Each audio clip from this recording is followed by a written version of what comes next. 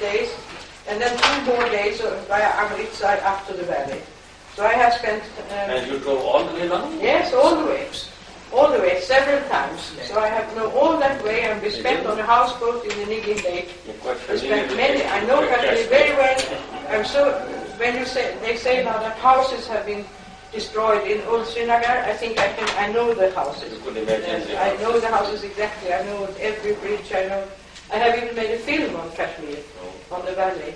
But it's not very nice to tell you that I've been there when you cannot go there, so I feel very impolite mentioning it at all.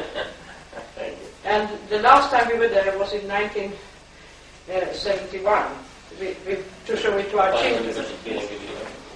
Sir, she is Mrs. Sigrid Kalle from Sweden. Yes, I am introducing you. Yeah. I have all the information. Yes, but even so, it's polite to give him my card. Yes. You go on, please. I only have 1 card left because I've been distributing cards right in the center. And I only have 1 card left, and I kept that specially for you. Thank you. It only has my name. Thank you. So, sir, she is a research scholar, and she is a journalist. And today, sir, she delivered a lecture in the Foreign Services Training Academy in Pakistan.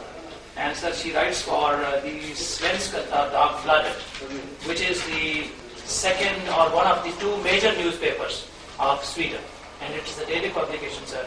So she has been, sir, in Pakistan from 1952 to 57 as the wife of a German diplomat, and I think he was ambassador. Later, yes, but not in 52. Not in 52. That was our first post. Sir. Our first post. Yeah, I was only 22 and he was 30 years old. So, sir, she writes books and she delivers lectures, and she is presently writing for Svenska Dagbladet, and her main subjects are Islam, and she writes for on the Arab world and about the Muslims all over the world. And now she must be writing on Kashmir. So, sir, she has come to Pakistan and especially to Azad Kashmir. And, sir, what Mr. Akhtar Hussain told me, that she is of a very great standard amongst the ranks of journalists and the people who are writing something or are interested in writing about Pakistan and the Kashmiris and the Muslims of the world. So, and this also, don't forget this. Sir, yes. One thing, sir, I'm sorry for that. And, sir, she is president of the Pakistan-Sweden Friendship Society in Stockholm, and that society is working in Sweden, in Stockholm. And that's all. But just now we have also formed a Pakistan-Sweden Friendship Society in Islamabad. In Islamabad. Counterpart. Yes. I'm sorry, I need to spoil your picture. No, it was a nice picture. And so now you can talk to the Prime Minister, whatever you have to talk. Sir, most welcome. Thank you very much. I'm very, very happy to be here, and I think it will be extremely interesting, but perhaps also shattering, what I want to see. Yes. And of course, I know the whole Kashmir problem ever since 1952. It's been with me my whole life. And one of my best friends is Gunnar Jarring. You know Gunnar Jarring? Gunnar Jarring, yes. He's one of my father's best friends, and now he has become my best friend, my friend too. He's now 82 or 83, but he did a lot, as you know. He tried to help to solve the issue. Yes. Many have helped, but now you have to help yourselves. Isn't it? Yes, true. That's very true. And of course, it's like an open sore. It's like an open sore in the subcontinent, and it must be healed one day. And I don't know how you're going to do it. At the moment it is cutting deep, you see. The healing part will come perhaps later. Yes. So it is not for me to talk, it is for you to talk, really, because I am the listener and the one who am going to try and understand the present situation. Yes, but good luck that you are quite conversant and familiar with the Kashmir problem ever since. And you don't have to be told about the genesis of the problem and all that. You can do it yourself. What really matters immediately is the exact position. May I put on my little apparatus? Yes, welcome. Some music.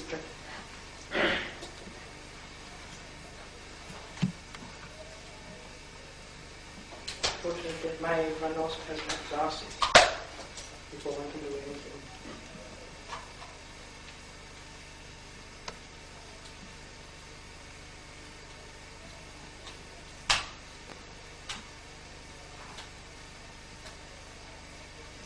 Right on the moving on.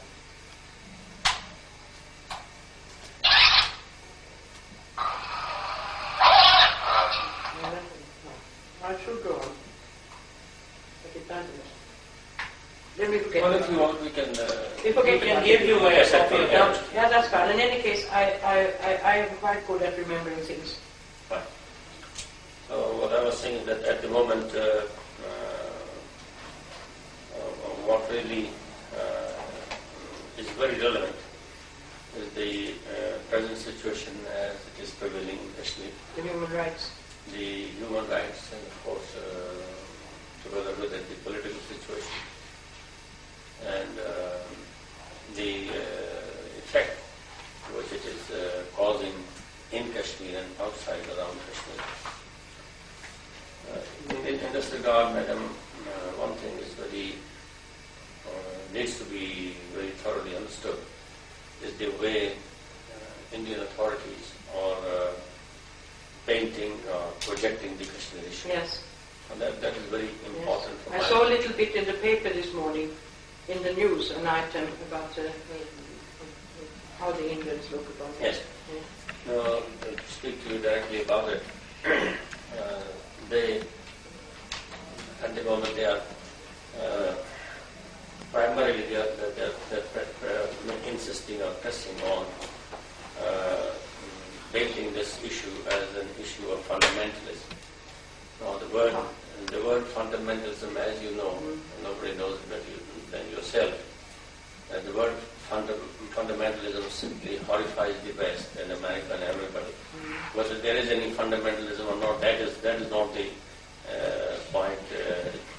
That is not the point. But the very word fundamentalism. It's a Western expression anyway. It's a Western expression, and it is fully exploited by India to the extent that other day the Indian president, perhaps having heard from the German deputy foreign minister talk about Kashmir issue, he made a statement in the parliament or somewhere about Kashmir issue, and he also emphasized the need to resolve it and brought to light the violations, human rights violations.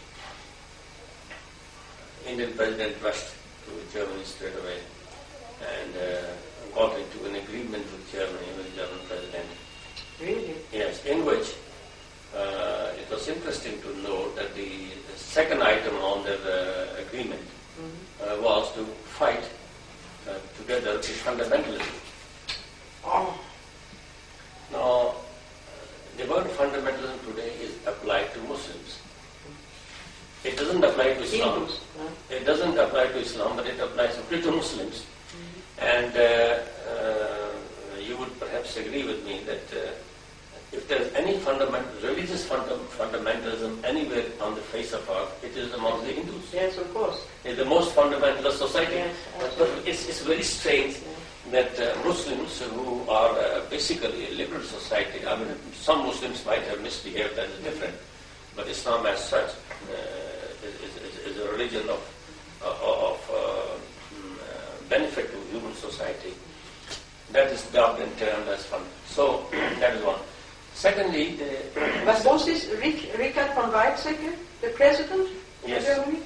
Who is Kohl, Mr. Kohl. Mr. Kohl, well, that's the prime minister. Because Prime Minister, yes, sorry.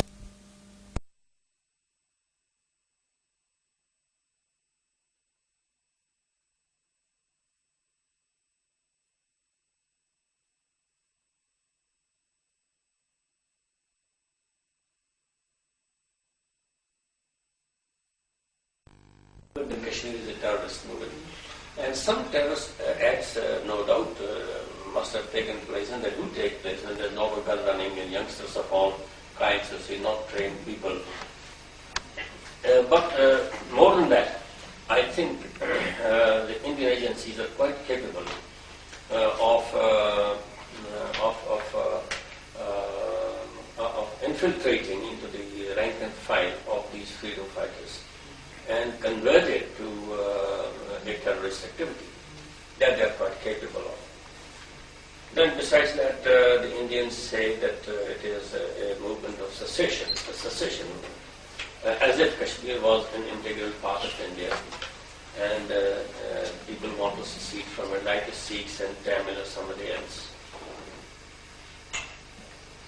So there again, our case becomes weak if it is not properly understood. Fourthly, secession, how do they mean that? Secession? Well, they say this is a part of India. They claim it to be an integral part of India, and therefore Kashmir movement is a movement of secession. Well, that's against the United Nations resolutions and the last resolution of Security Council, which totally rejected the Indian plea of substituting plebiscite for elections, assembly elections which were held in 56 and 57, and it was completely rejected by Security Council. Despite that fact, they continue claiming it to be a movement of secession. And in all their broadcasts, you see, and the media, they use this word, this term as secession. Then the next, they move on to term this movement as a movement of interference from Pakistan. And intervention, interference, and infiltration. So that is a point which has been debated with me by journalists, diplomats, and many people from the United States, UK, and all over whenever they come and see. And I try to explain to them that when we admit that Pakistan and India both are a party to the Kashmir dispute, then the question of secession or interference really does not arise. One party has been unilaterally killing the people where Pakistan was also a party. The other party, if defends itself, it is not unjustified, it's not unlawful. Then secondly, I said that whatever involvement of Pakistan, it is mostly political and moral. Had it been material in the sense that India is claiming, then hundreds and thousands of youngsters who are itching for joining the Kashmir movement from Azad Kashmir, they should not have been here. And they are mostly militants. They are not the people you see like in the valley and elsewhere. The people in Azad Kashmir are mostly militants, the militant tribes, the mountain tribes. And we have a huge number of retired military personnel from the British Army and the Pakistan Army subsequently. So whatever the involvement of Pakistan there may be, it is only to provide moral and political support, which is a legitimate right of the government of Pakistan as being a party to the dispute. Okay. Well, when they talk of the weapons and things like that, and I told some the people from the Royal Defence College, they visited us here last week. And I told them that if you give me the money, I'll bring you weapons from anywhere in the world and have them delivered in Srinagar. I said, that is no problem today. Weapons are no problem. If you have the money, you can get weapons from anywhere. Any firm, French, German, Russian, Italian, American would give you the weapons. So I said, that is no problem, and we cannot be. Now, these are the four major charges which are leveled against this movement. Now that is where, in fact, I've been trying to explain to the news media, world news media, that they either going there by themselves or referring it to us or referring it to other authorities. They should be able to justify whether these charges are correct or incorrect, or they are a hoax, they are to beguile the world opinion around in the West particularly. But India, with a large propaganda machine, as you know, is quite capable of. And what proofs do they have on the fundamentalist part of it? I mean, nothing. Some women they picture wearing wheels and they say it is fundamental. Hundreds, thousands of women have been wearing wheels. It has never been like that. So like that, so they fabricate, concoct things to see and picture them. They've been showing on television people from Kashmir saying things in favor of India, the people are here with us. No, it's very, very difficult for us to find out, expose them to the world media. See, so like that, see, they've been capable of doing all these things. And that is one. Second is that India will now, they are finding themselves in a very difficult position in containing the movement. The movement is gaining momentum every time. How did this present situation flare up to start off with? What was the beginning? You see, madam, what happened was that over many years, Indian depression had been growing. Mm-hmm. There were two kinds of things that they were doing, meticulously and scientifically. One was to change the demographic complexion of the state. It's a predominantly Muslim majority state, as you know. And the Indians tried their level best to bring in the non-Muslims, particularly the semi-militant tribes from all over India, and settle them in Kashmir itself. They wanted to bring about some legislation also in support. Like settling Russian Jews on the West Bank. Exactly. This is exactly what they were trying. Now, the Kashmiris have been very sensitive to this sort of a move. They resisted. Even Sheikh Abdullah could not dare have it passed through the assembly. They legitimizing the settlement is the settlement. Sheikh Abdullah's son also couldn't do it. This shows the amount of reaction and repercussion, you see, which was having effect in Kashmir on this Indian plan of changing demographic complexion. Now, number two, that simultaneously what they were also trying to do was to dilute the Muslim identity of the people. Now, here, as you know, even the people, the Muslims, even in Russia, they succumb to a certain extent to apparently give up their identity. But now we find that nobody has really given up their identity. Now, the religious identity, the Christians did not give it up in Russia, the Muslims did not give it up in Russia. So that was another thing which really disturbed the Kashmiri mind, youth particularly. And this gradually started building up sort of a hatred against India. Then, of course, economic repression, as you know, the joblessness amongst youngsters who got education from various places. This was further augmented, one could say, by the movement in Afghanistan. Next door movement in Afghanistan, provided a lot of impetus and stimulus to this activity in Kashmir. Today we learn, at that time we did not know much about it, but now we learn that hundreds of Kashmiri boys had slipped over into Afghanistan, and they're still there, many of them. They got training, they got weapons, and joined in. Then again, I think some support was given to them by Iran and Libya, and maybe many other people we do not know.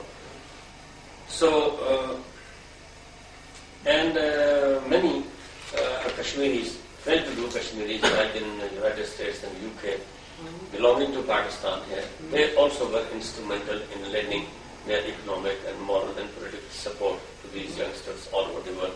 I mean, this is in the prospect that we learn of what had been happening.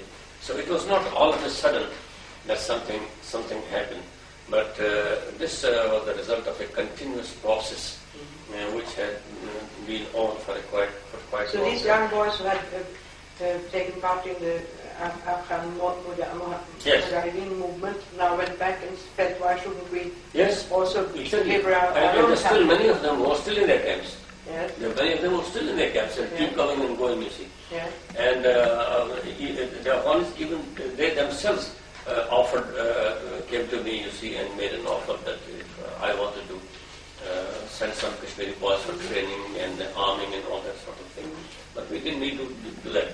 So all these things put together, and then of course what started happening in Russia, the Baltic states, was a Central Asia. No, all these movements, and then I think there was still another element, the growing feeling that India itself was perhaps disintegrated.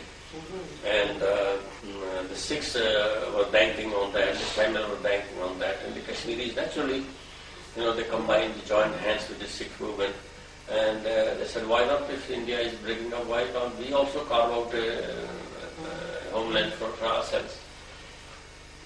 So all these elements put together, they were responsible for this movement, coming up of this movement as it in the present shape.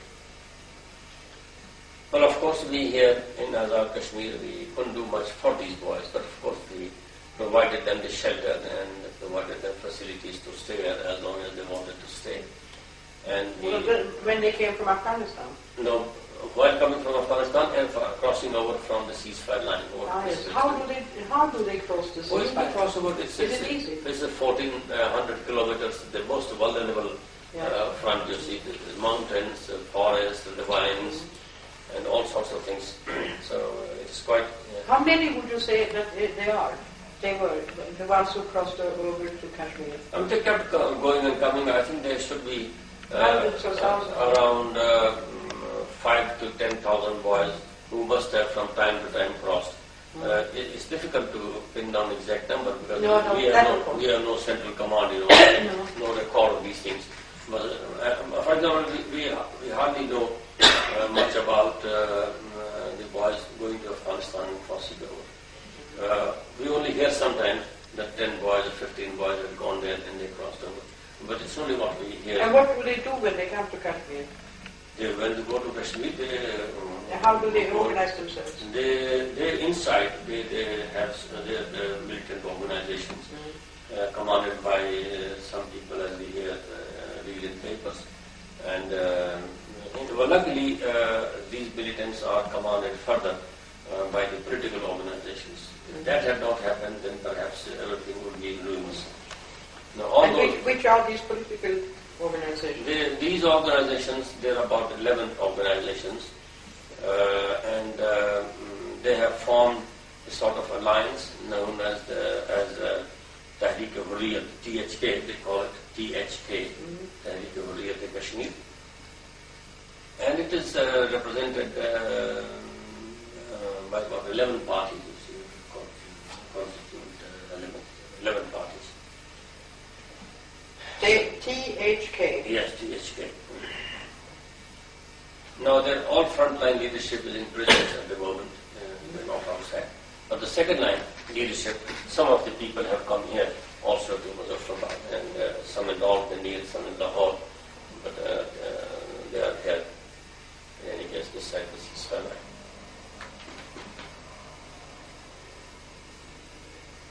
So just now, is fighting going on just now? Yes, that's going on, yes.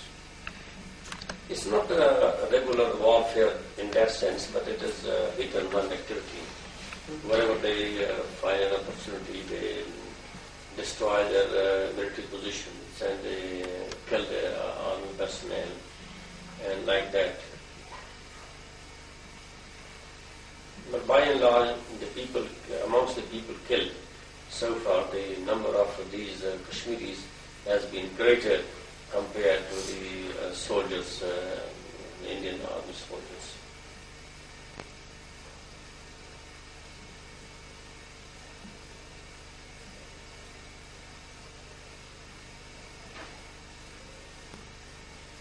And how does the Indian army react to this? My God, the reaction, you see, they set houses and shops on fire, and they gang rape, molest women, and they kill children. There are about some 10,000 people have been killed by them according to our reports. Really? There are about 20,000 languishing in jails and prisons and torture centers. And they've gone to any extent. I mean, no brutality known to human mind is not exercised by them.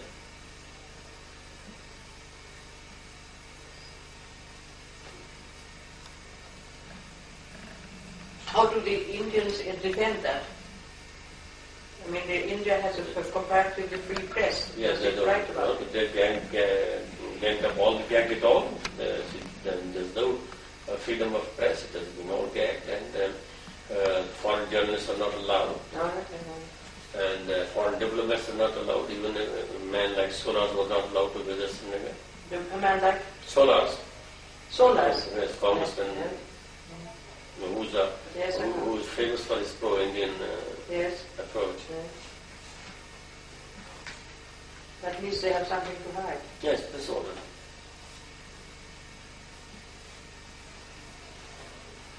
And what chances do they have of achieving anything?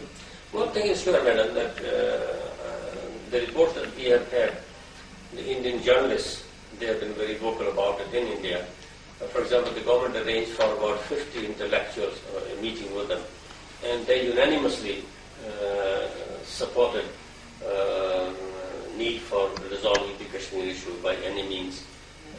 Then the intellectuals themselves had collected on another question like that, and even from the army ranks, the information which trickles out to us, even amongst the army personnel, there is a growing feeling that it is no use now to hold on to Kashmir.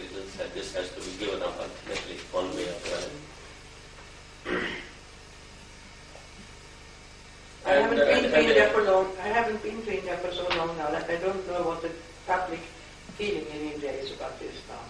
The public feeling should be confused because the Kashmir issue was mostly the blue-eyed boy of the Nehru family.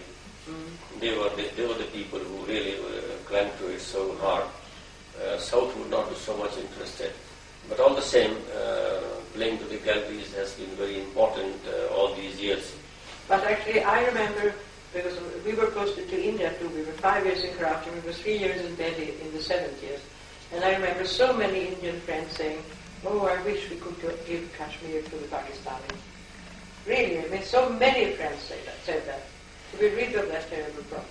Well, if Kashmir issue had settled, madam, there would be no problem. There was no need for building up nuclear devices. There was no need building up of these huge army machine. And the two countries could sit at rest, you see, and look after their...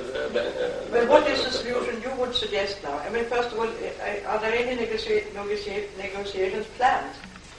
Some negotiations are going on behind the door. They're not visible. But something is going on at the diplomatic level and both between India and Pakistan directly. But I'm afraid that these negotiations will not bring about any result unless the Kashmiris themselves are taken into confidence and they are given an opportunity from both sides of the ceasefire line to sit together, including the Hindu and Muslim population. I mean, the recognized representatives of the Kashmiri leadership. They sit together, including, of course, representatives both from Pakistan and India and maybe some friends from outside. So we don't deny that. What is the United States' attitude towards Kashmir? Have they been more pro-Indian or behind the door, in talks behind the door and behind the scene, they have been emphasizing the need for settlement of the issues. But they were blowing hot and cold at the same time. The famous American policy of running with the hare and hunting with the hound has been their famous policy. They keep doing that because sometimes they admit they need to settle the issue and at the same time they keep supporting India like that. It's quite confusing. One cannot really tell what finally the United States would like to do. So However, you envisage perhaps a sort of peace conference like the Middle East Peace Conference? yes. Yeah. But what does the United Nations itself do about it? They do nothing. Nothing. And now they have been told that they have done all this in the Gulf War and they have been so active, and then here they are so passive. They have been passive ever since. The United Nations has done nothing about Kashmir, No. except the last resolution in 1957, passed by the Security Council, rejecting the Indian plea of accepting election as a substitute for plebiscite. And what is the legal position? I mean, how does this situation compare with the Kuwait and the Palestinian in your mind? except that there is no force behind Kashmir. Like there's no oil in Kashmir. There's no oil in Kashmir, you see, and otherwise it is exactly the same. It is exactly the same. Yes. It's just totally identical. Yeah. But because of no oil. Now that the world is so euphoric about United Nations having been united for once, and that, I mean, well, then United Nations should go on. They should be interested in now in making the United Nations. You see, as I see things, Kashmir issue is going to, like the Palestinian issue, which is going to affect the total Middle East and surroundings. Kashmir issue is also going to affect the region adversely and very badly if it goes on. You see, just let us look at it from this point of view, that supposing these youngsters from Azad Kashmir start moving into Kashmir, joining in with their brethren, nobody can really stop them. And they're basically militants. They will change the entire complexion of the movement of liberation if they join in. Yeah. Now, if they join in, they will invariably be joined in by their compatriots in Punjab and frontier because they're the same people, you see, on both sides. If they're joined in like that, Afghanis will immediately jump in. And they've been itching for it already. And if Afghanis join in, Iranians, they've been very vocal in their support to Kashmiris. Yes, but will not the America then Bush turn around and say, as he did in Kuwait, now Pakistan has invaded Kashmir, so now... But Pakistan is not going to invade it at all. No, but I mean, they will say that. Let them say that, but how can they stop it? If they do that, then maybe it leads to an overall involvement of the Muslim community against the Hindu community. So it might become a communal question at a very large scale, not limited to Kashmir. And then, of course, the threat developing against China in the region. Chinese are already a little worried about it, you see, and there is a lot of talk about China, Iran, and Pakistan joining hands. So the entire region will be on flames if Kashmir issue is not resolved. And then, of course, the use of nuclear devices and things like that, and build up vulnerability. But for example, if India is pushed too much against the wall, she would certainly retaliate in Azad Kashmir. Even if she resorts to a sort of a limited military action in Azad Kashmir, well, that is going to not going to be limited to Azad Kashmir alone. It's going to spill over. So all these things, one after the other, you see, they are so interconnected that I really do not know. Would China do anything? China may only sit and watch for the time being. I don't think they will do much at the moment.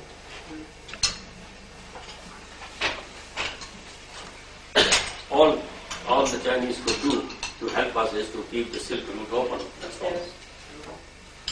I was just up at the Gujarat Pass. Were you? Yes. Yes, no? Yes, it was 3 weeks ago. 3 weeks ago? Yes.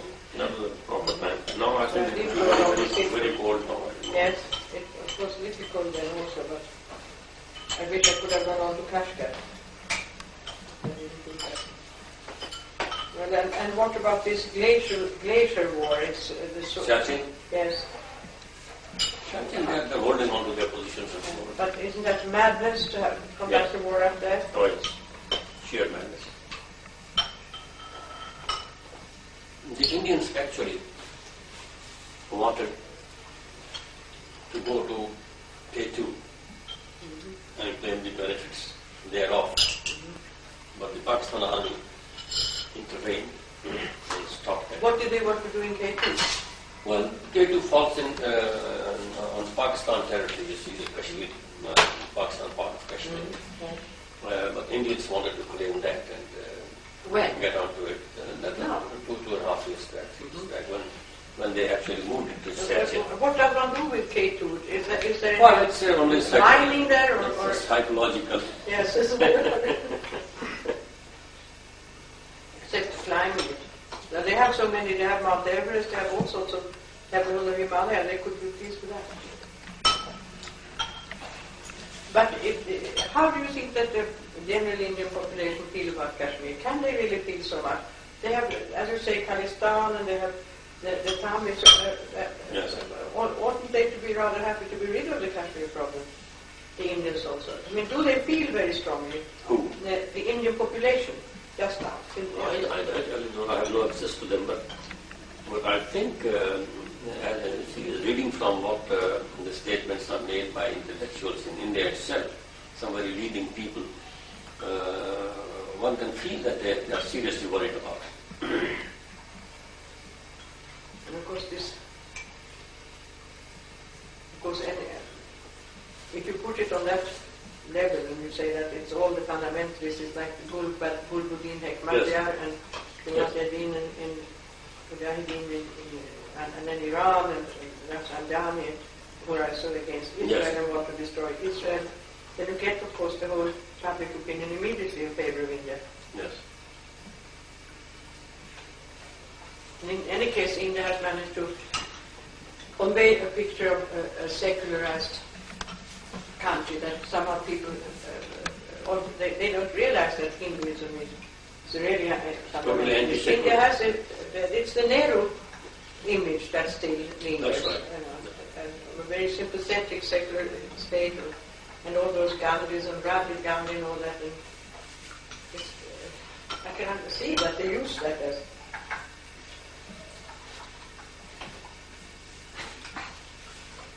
But do these boys conduct their struggle in the name of jihad?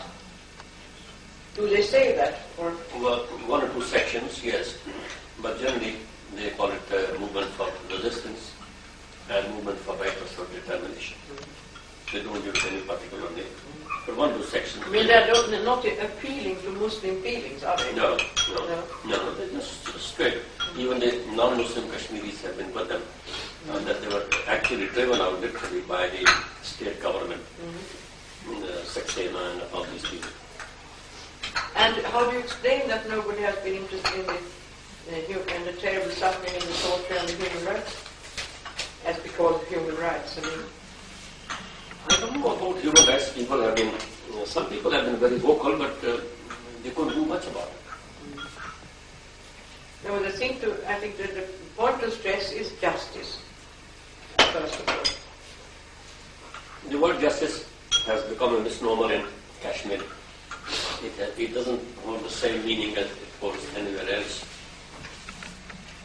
But India powers justice. Whosoever has the power. How many inhabitants does the valley have? Yes. Only the valley? The valley, I think, is about 6 million people, I think. Around 6 million people. And what stands against holding a plebiscite? Is it not possible to sit down around the table and say, Why? now we seal the borders, all army goes away, also the Mujahideen go away, and we seal the borders and we have a proper plebiscite under the United Nations? It's a wonderful idea. We've been pressing for it. That is the cornerstone of our demands all along. Yes, and then in India also, like in the provided in the agreement, yes. we were even prepared to accept the total withdrawal of the Pakistan army and retention of some nominal Indian troops, as provided in the earlier agreement, which is some agreement, for the purposes of holding a plebiscite. We were prepared even to accept that. But India doesn't. What is education in Kashmir like? Are the schools in Indian more the same type of schools as in India? See, on that side, education-wise, I think they are not as bad. They're quite good. But they're not up to the level we have here in Azad Kashmir. But have the young people, through their education, been made to feel like Indians more? I mean, if they have been going to Indian schools and so on. No. They still retain that Kashmiri culture. And they take themselves to take pride in being Kashmiris first. And not Indians in any case. What advantages do the Kashmiris have of being on the Indian side? Advantages? Yes, what economic or sort of, do they have any advantages? That you see. Well, they were tempted into this by Sheikh Abdullah who made some arrangements in the beginning, but that also has failed very miserably. And today they find that they are totally at the mercy of Indian government. They can strangulate them anytime that they want. You see, the sense of insecurity. No matter what economic advantages you have or you don't have, but if you don't feel free to express yourself, if your life and honor is not protected, then economic advantage really doesn't hold any meaning for them. That is what has happened, you see. Here, for example, we have population moving about. There is nobody from the Pakistan army or from elsewhere to question anything. There, the highest Kashmiri would be still questionable misconduct, you see, by the intelligence and by people. They're not a free people. That is what has added, But that I remember from all the summers that we spent there. I mean, everybody was for Pakistan in those days. Everybody. But of course, I don't know, they accepted status quo somehow. They were not militant about it. In the 50s. They have never been militant in history, 400 years. No, that's right. But see, all this Indian repression. But if you really ask them, they were all for Pakistan. Yes, all. that's right. That's true. Muslims. But I think it's very serious. Well, even the Kashmiri Pandits in Srinagar and around, they were also pro-Pakistan. Even now they are pro-Pakistan. If they were given an option, they would opt for Pakistan. But I have heard, I must also, down in Lahore, I heard Pakistanis who said, oh, why don't we let Kashmir go? The Kashmiris don't like us Pakistanis, and they want to be with India. I've heard Pakistanis saying so. No, that's totally. Now, some Kashmiris have been asking to become independent.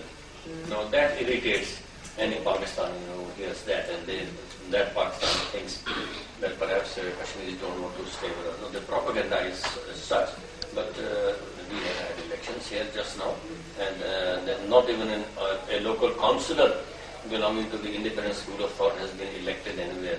So it has been a total overwhelming landslide defeat for any other element except the element of accession, which I represent. Do women take part in this struggle? Oh yes. Also as militants? Many women take part in this struggle. Many of them. And the arms come from Afghanistan and Iraq? Afghanistan and other clandestine... you can get any... Anywhere Pakistan you can get...